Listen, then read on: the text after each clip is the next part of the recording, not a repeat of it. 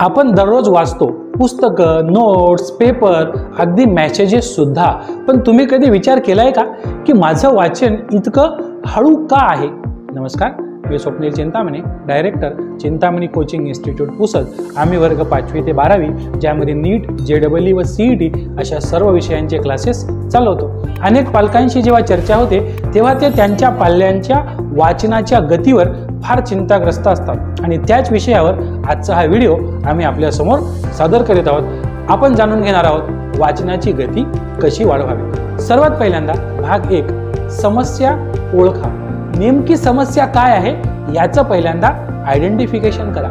बऱ्याच विद्यार्थ्यांना तक्रार असते, मी वाचतो पण वेळ जास्त लागतो, काही वेळा लक्ष विचलित होतं, काही वेळा प्रत्येक शब्द वाचताना अर्थ लावण्याचा प्रयत्न विद्यार्थी करतात आणि त्यामुळे सुद्धा वाचनाची गती कमी होते। भाग 2, थोडक्यात कारण समजून घ्या। वाचनाची गती कमी होण्याची मुख्य कारणे नेमके कोणती आहेत हे सुरुवातीला समजून घेणं गरजेचं आहे। काही कारणं मी तुम्हाला सांगतो। प्रत्येक शब्द उच्चारून वाचन करणे, एकाच ओळीकडे परत परत पाहणे, लक्ष विचलित होऊ देणे, वाचनाची नियमित सराव किंवा प्रॅक्टिस नसणे हे मुख्य कारण आहेत। त्यामुळे आपला वाचनाचा स्पीड कमी असू शकतो। उपाय 3, भाग 3, याच्यावर नेमका उपाय काय किंवा टिप्स काय। आता पाहूया काही सोप्या टिप्स पण ज्या खूप प्रभावी आहेत।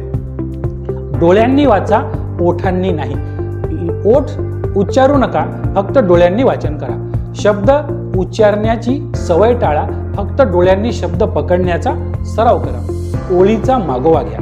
बोट, पेन्सिल, स्केल वापरा, ज्यामुळे डोळ्यांची हालचाल ही वेगवान होते आणि वाचनाचा स्पीड वाढतो। एका वेळी एक शब्द नव्हे तर शब्द समूह वाचा, जसे की आजचा दिवस सुंदर आहे।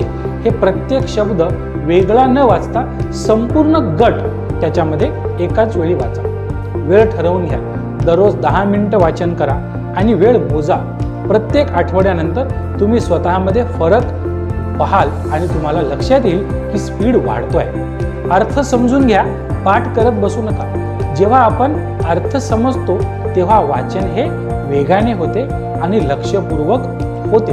भाग 4, प्रोत्साहन द्या आणि स्वतःला त्याची प्रेरणा निर्माण करून घ्या। लक्षात ठेवा, वाचनाची गती फक्त वेग नव्हे तर समजही आहे। वेगाने पण अर्थपूर्ण वाचन हे खऱ्या अर्थाने स्मार्ट रीडिंग ठरू शकतं। त्यामुळे आपण शेवटी असंच म्हणू शकतो की दररोज थोडं वाचा, सातत्य ठेवा आणि स्वतःची डे टू डे वाचनाची प्रगती मॉनिटर करा। कारण जितकं जास्त वाचाल तितकं विचारशील व्हाल। म्हणून आजपासून एक गोष्ट ठरवा, मी माझं वाचन वेगवान आणि प्रभावीच करणार। हा व्हिडिओ आपल्याला कसा वाटला हे कमेंट करून आम्हाला कळवा। हा व्हिडिओ आवडला असेल तर नक्कीच आपल्या मित्रमंडळींना, नातेवाईकांना शेअर करायला विसरू नका।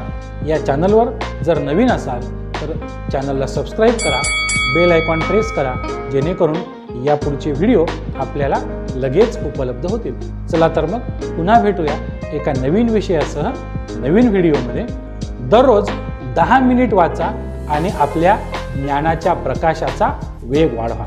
धन्यवाद।